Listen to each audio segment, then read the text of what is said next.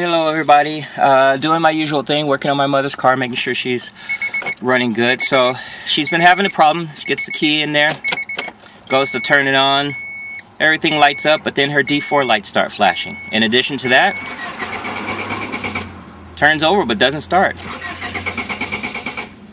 So she'll be driving, she'll get to pick up my son from school, turns off the car, waiting for him, 10 minutes, 5 minutes, however long. Car won't start. Turns over, just won't start all of a sudden. Struggles with this for a while. By the time she gets it started, if it starts, I should say, that D4 light will keep flashing on her drive home. It'll act like it's stuck in some gears and everything. So I've gone online, and it seems like they're talking about the transmission control unit possibly having some resistors that are burning out. But also what's interesting to me is if that were the case, it would seem kind of like, well, wouldn't it just be bad all the time instead of just intermittently? Sometimes. Another website, and Eric the car guy has mentioned this as well, is that the main relay could be the fault. So we're going to check out the main relay. Possibility, what I'm looking for on that is solder joints that are kind of gone bad, if the relays were cheap, and or just replacing the main relay, and see if this solves our issue. So for right now, D4 light won't start, turns over, won't start, or if it does start, D4 light keeps flashing and it's just stuck in the wrong gears. It won't change gears. Alright.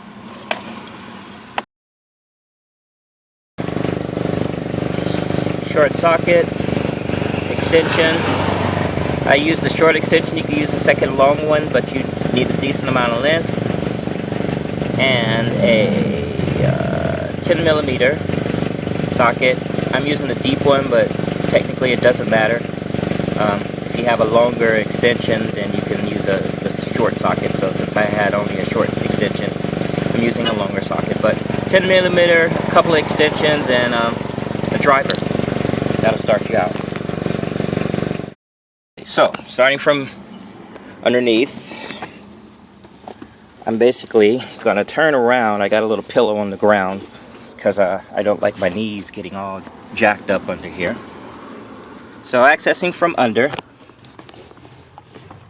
See if it'll do it.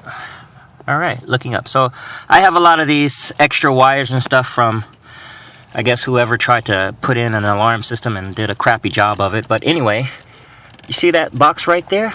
That's what's kind of blocking your main relay.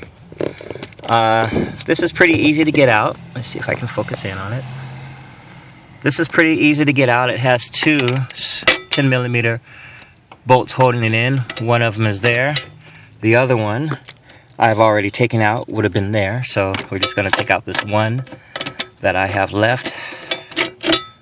You know me, I like to kind of prepare it if possible to make this video quicker. Moving that out of the way and down has now given me access to see my main relay. See it right up in there? It's got that little kind of, I guess you'd call it burgundy, whatever color, plum color. So anyway, that's our main relay. That one, the way mine is set up, has a little bit of something in the way.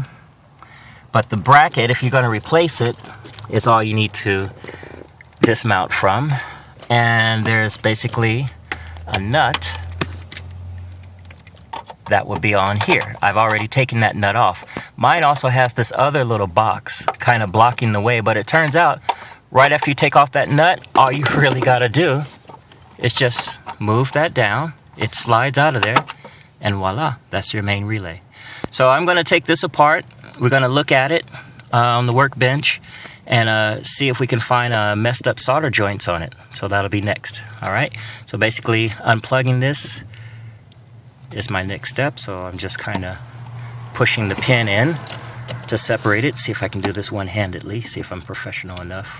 A lot of people like to see how it's taken, but there is that pin there. I don't see another one. So I'm gonna push that in and see if it'll just pull out. Yes, there we are. So, and there we are. So the easy way of doing this is basically you can get in with a little tiny screwdriver, and pull that apart. But this video could be solving someone else's issue of just needing to get to it and replace it. So I see that little bump right there, so I'm just kind of going to go in there and take it apart, and we'll go take a look at it on the workbench and see what we get. Typical, just regular plug-in soldering iron, little tiny screwdriver so I can peel it out of the packaging, and of course solder. It's got a little flux already in it, so ready to go.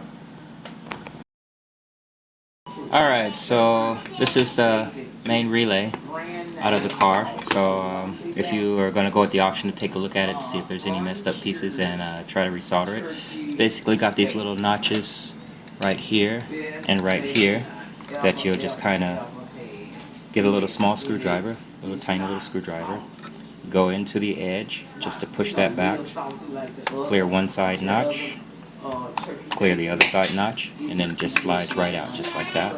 And set that aside. Then you're just kind of inspecting it, looking basically for cracked solder joints. Now, with me looking at this, I actually am not seeing, with my naked eye, any bad solder joints, but I'm not trained really to see it. So I'm going to do this the way that I think, which is basically to kind of heat up each one, because it's not that many. I mean, relatively speaking, it's not that many. And see if I can maybe make it work a little better, or there could be actually something else wrong with it. So I'm going to go with that. If I did have, let's say, that one, and you can see like a little line around it, and there was a cracked solder joint, all I would be doing is heating that up. I've already preheated my soldering iron with a little bit of solder, so you get that tip nice and hot and ready, so that when you touch it, you can get a nice melt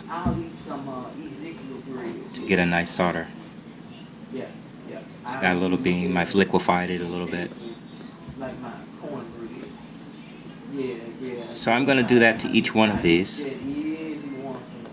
and then basically put it back in the car and see if it works better tomorrow.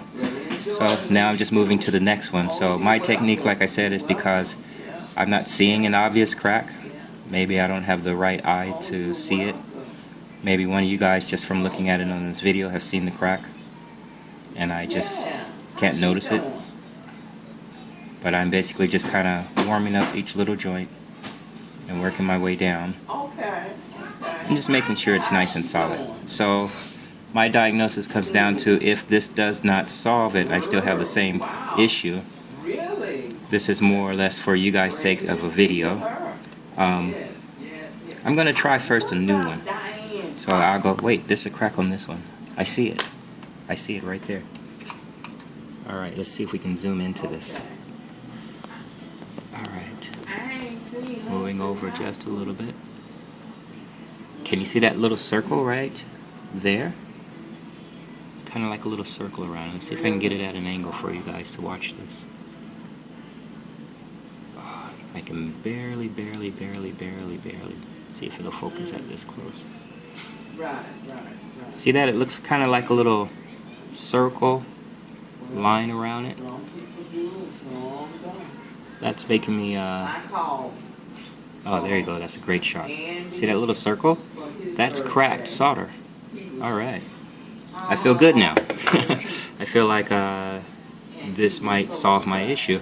What happens is, especially on hot days or really cold days, like Eric the car guy said, these circuit boards will expand and contract, and what you'll end up with is it'll basically pull away from its connection if that solder joint is cracked. So I'm just kind of touching it up, so to speak. And I'm still going to go ahead and do all of them since I'm here, just to make sure, because there might be another one I didn't see. It took me a while to even notice that one. So this is my way of just kind of going through and making sure I get a nice solid solder point. by just kind of remelting it and giving it a chance to resettle itself. So this is a faster way. I'm not adding any solder in this particular instance. I'm just kind of heating it up to remelt it so that it'll hopefully rejoin itself if there was a bad joint. So I'm